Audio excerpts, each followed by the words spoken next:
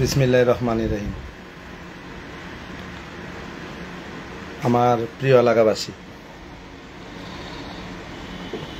দেশের এই অস্থিতিশীল পরিবেশ,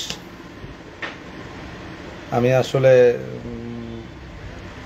তেমন কিছু বলতে চাই না। বলার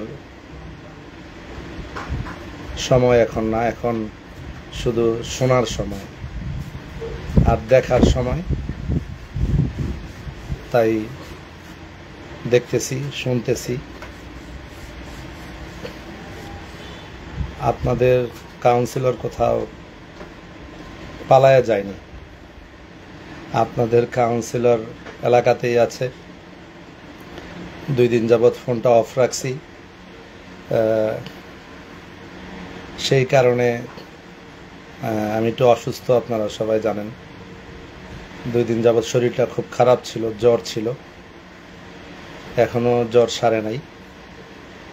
তো মানুষের প্রপাগান্ডা যা শুরু হয়েছে, আমি আসলে আমাদের অপোজিশন পার্টির নেতৃবৃন্দকে বলি, যা হয়েছে হয়েছে, বাদ দেন। আমার বাড়িঘরে আক্রমণ করছেন, আমার এলাকার মানুষের জন্য খেলার মাঠ বানাইছিলাম, খেলার মাঠটুকু আশিয়ান সিটির মালিক এবং দেলোয়ার ভুইয়া মিলে আমার এক্সকাভেটর দিয়ে আমার খেলার মাঠটুকু, এলাকার মানুষের খেলার মাঠটুকু ভেঙে দিলেন। আমার অফিসে সবাই আক্রমণ করলেন। এটা তো কাউন্সিলর কার্যালয়, এলাকার মানুষের সেবা দেওয়ার জন্য এই কাজ করেছি, খোলা রেখেছিলাম। আমি রাজনীতি করি, রাজনীতির ময়দানে তো থাকবই। রাজনীতি করি এলাকার মানুষের জন্য, কাজ করার জন্য, এলাকার মানুষের উন্নয়নের জন্য। এখন তো আমার দল ক্ষমতায় নাই, তো এখন স্পেসিফিক বলেন না আপনারা, কে কার অভিযোগ যে আমি কার জমি দখল করছি, কার কাছ থেকে চাঁদা নিছি, এই 15-16 বছর এলাকার মানুষ কাকে কোনো অশান্তি দিলাম, তো সেইটা তো আপনাদের বলতে হবে যে আপনি ওই জায়গায় অপরাধ করছেন, আপনি ওই জায়গায় জমি দখল করছেন। শুরু থেকেই একটা সমস্যা, সেটা হচ্ছে আমার বাসায়, যে বাসায় আমি থাকি, সে বাসায় আমাদের পারিবারিক, আমার দাদা জীবিত থাকতেই একটি জমি জমার মামলা। এই জমি আমার দাদার জমি, এটা আমার ক্রয়কৃত জমি না, পারিবারিকভাবে আমার পাওয়া আমার এই জমি আমার দাদা আমাকে লিখে দিয়ে গেছিলেন। আর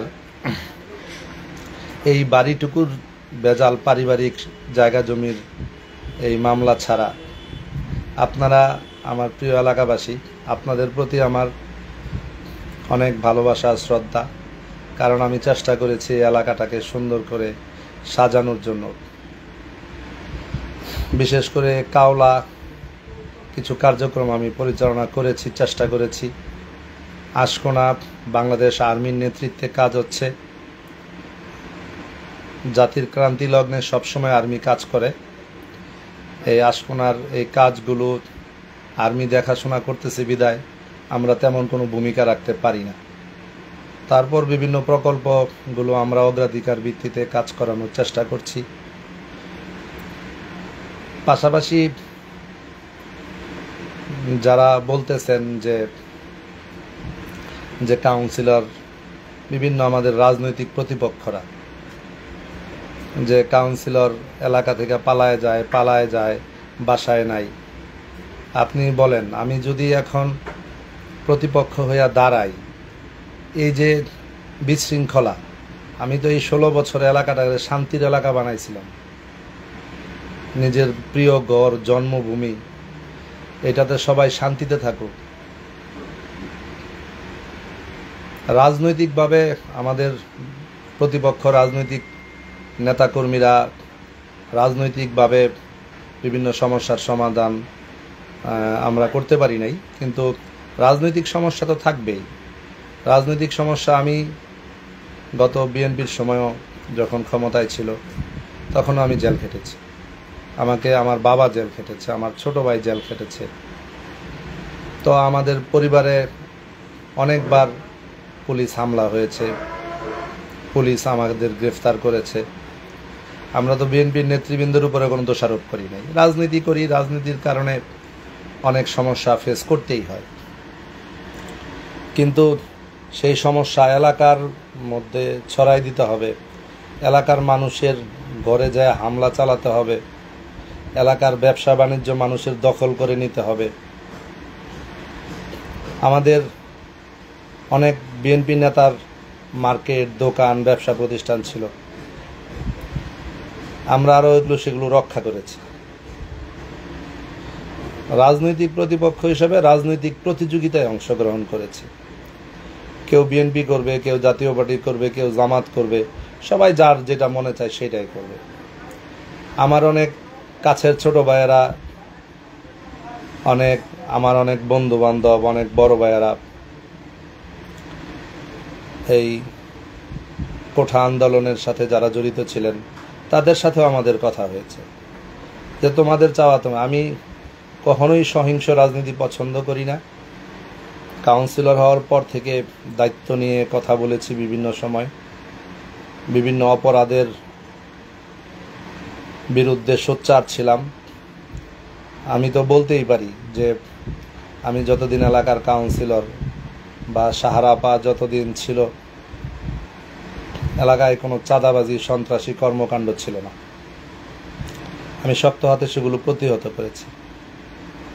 মানুষের প্রয়োজনে রাস্তাঘাট বড় করতে যে অনেকের সাথে দুই এক কথা আমার হয়েছে, কিন্তু সেগুলো তো রাস্তাঘাটের প্রয়োজনে, এলাকাবাসীর প্রয়োজনে, আমার ব্যক্তিগত প্রয়োজনে তো না। ব্যক্তিগত প্রয়োজনে আমার যারা সহকর্মী, আমার সাথে যারা চলেছেন, তারাও হামলার শিকার হচ্ছে, তাদেরকেও সামাজিকভাবে অপদস্থ করা হচ্ছে, তাদেরকে সবাইকে বলা হচ্ছে যে সাবধানে থাকো, সাবধানে থাকো। আমাদের রাজনৈতিক প্রতিপক্ষরা শুধু এইটুকু বলে যে সাবধানে থাকো, একটু দূরে থাকো, সামনে আইসো না। তো সবাই যদি ন্যায়ভিত্তিক সমাজ প্রতিষ্ঠিত করতে চান, রাজনৈতিক সহমর্মিতা প্রতিষ্ঠিত করতে চান, নতুন বাংলাদেশ আপনারা যদি তৈরি করতে চান, বৈষম্যমুক্ত রাজনীতি যদি তৈরি করতে চান, সমাজ যদি তৈরি করতে চান, তো এর আগেই তো আপনারা বৈষম্য তৈরি করে ফেলছেন।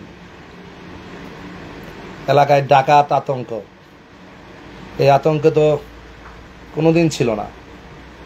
আজকে হঠাৎ করে এই ডাকাত আতঙ্ক, মানুষের ঘরবাড়ি লুটপাট করা হচ্ছে। আমি আমাদের রাজনৈতিক সহকর্মী যারা আছেন, আমার রাজনৈতিক সহকর্মীরাও বলতে পারবে, রাজনৈতিক প্রতিপক্ষ কখনোই আমরা ব্যক্তিগতভাবে কারো বাড়িঘরে হামলা করিনি, কারো ব্যবসা প্রতিষ্ঠান দখল করিনি।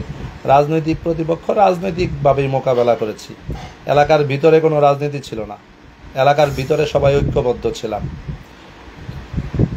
মাঠের রাজনীতি, রাজপথের রাজনীতি, রাজপথেই মোকাবেলা করেছি। আমি একজন বীর মুক্তিযোদ্ধার সন্তান। মুক্তিযোদ্ধার সন্তান হিসাবে এই কোটার বিপক্ষে যে আমাদের অবস্থান ছিল, মাননীয় প্রধানমন্ত্রী শেখ হাসিনা যখন কোটাটা বাতিল করে দিলেন, তারপর আমাদের মুক্তিযোদ্ধার সন্তানদের তৃতীয় এবং চতুর্থ শ্রেণীতে কোটা রেখে, মানে পিয়ন পেশকারের জায়গায় কোটাটুকু রেখে প্রথম দ্বিতীয় শ্রেণীর কোটাটা বাতিল হয়ে গেল। সেটার বিরুদ্ধে আমাদের মুক্তিযোদ্ধার সন্তানরা আদালতে গিয়েছে। আসলে এই বিষয়টি কেউ জানেই না। আসলে আমি আমার কথাটুকু বললাম। আমাদের মুক্তিযোদ্ধার সন্তানরা অনেকেই এই এই ইসের বিরুদ্ধে, মাননীয় প্রধানমন্ত্রীর এই ডিক্লারেশনের বিরুদ্ধে হাইকোর্টে গিয়েছে। হাইকোর্টে গিয়ে হাইকোর্টের কাছ থেকে একটা রায় নিয়েছে। যেদিন রায় হবে, এর আগেও আমি জানতাম যে আজকে রায়ের ডেট আছে, কিন্তু সেটা আসলে রাষ্ট্রপক্ষ কিন্তু আপিল করেছিল। এখন রাষ্ট্রপক্ষের ভিতরে কি ছিল বা তারা মনে মনে কি চেয়েছে, সেইটুকু জানার এখতিয়ার তো আমাদের নেই। আমরা রাষ্ট্রের নাগরিক হিসাবে কোর্টে গিয়েছি। এখন কোর্ট যদি কোনো ইন্টারনাল কোনো সমস্যা কোর্টের থাকে, সেই কোর্টের বিরুদ্ধে তো আমরা কথা বলতে পারবো না। রাষ্ট্রের কোনো নাগরিক রাষ্ট্রীয় প্রতিষ্ঠানের বিরুদ্ধে কথা বলতে পারে না। আমরা একটা বিষয় বলি, সেটা হচ্ছে যে মানুষের জন্যই রাজনীতি করতে হবে, মানুষের পাশে থাকতে হবে। আমার বিরুদ্ধে যদি রাগ ক্ষোভ থাকে, সেটা তো আমার পরিবারের উপর দেখায় লাভ নাই। আমার ছোট দুইটা বাচ্চা স্কুলে যেতে পারতেছে না, তারা আতঙ্কিত, সারা রাত ঘুমাতে পারতেছে না। আমাদের অনেক সহকর্মীদের বাসায় আক্রমণ হচ্ছে। তো এগুলো নিয়ে আসলে কি আর বলবো এখন। আর পাশাপাশি আরেকটি বিষয়, সেটা হচ্ছে যে বিভিন্ন অনলাইনে আমরা দেখতে পাচ্ছি অনেকেই আমাকে ফোন করছেন যে উত্তরায় দেখেন এক নেশাখোর বা মাদকাসক্ত মনে হয় আমার, তো সেই লোককে দিয়ে বলানো হচ্ছে যে আমি উত্তরায় চুরি করতে পাঠিয়েছি। ও এত ভালো ছেলে, ওরে আমি আগুন দিতেও বলেছিলাম, সে আগুন দেয়নি। তো সে আমার কত প্রিয় লোক হয়ে গেল, তাকে কিভাবে একটা নেশাখোরকে কিভাবে আমার প্রিয় লোক বানানো হলো। আবার পিছন থেকে একজন বলছে নাইম ভাইয়ের অফিসে তো আমি যাই। তো মায়েরা পিটায়া বিভিন্নভাবে আমাকে প্রতিপক্ষ বানানো হচ্ছে। আমি রাষ্ট্রের নাগরিক হিসাবে আমি নিজেকে সুনাগরিক দাবি করি এবং দায়িত্বশীল কাউন্সিলর হিসাবে আমি আমাদের মাননীয় মেয়র মহোদয়ের কাছে সারাদিন, আমি কোনোদিন তার কাছে ব্যক্তিগত কোনো কিছু চাইনি। আমার মেয়রও বলতে পারবে না যে নাইমের ব্যক্তিগত কোনো চাওয়া পাওয়া ছিল। আমি সবসময় এলাকার রাস্তাঘাট, এলাকার ড্রেনেজ সিস্টেম, এলাকার মানুষের জন্য কিভাবে টাকা আনা যায়, রাস্তাঘাটের কাজ করা যায়, 2-3টা রাস্তা কাজ চলমান, আরও 2-3টা রাস্তা টেন্ডার হয়ে আছে, আশকোনার রাস্তাগুলোতে কাজ চলমান, আমার গাওয়ারের রাস্তাগুলো চলমান, এগুলো আস্তে আস্তে সব ঠিক হওয়ার পথেই ছিল। তো এখন আসলে আমরা আসলে কি বলতে পারি যে আপনার পক্ষে না থাকলে আমি সবচেয়ে খারাপ লোক, আর পক্ষে থাকলে আমার চেয়ে ভালো কোনো লোক নাই। তো যারাই মানে জয়লাভ করেছেন, যারাই কিভাবে জয়লাভ করেছেন সেটা দেশবাসী একসময় বুঝবে। কিন্তু যাদের উদ্দেশ্য ভালো ছিল, যাদের আসলেই নিজেদের চাওয়া পাওয়ার অধিকারের প্রশ্নে যারা আন্দোলন করেছেন, তাদের বিপক্ষে আসলে কিছু বলার নাই। কারণ হচ্ছে যে তারা তাদের অধিকার চেয়েছে। আমরা মুক্তিযোদ্ধার সন্তানরা, আমরা আমাদের অধিকারের কথা বলেছি।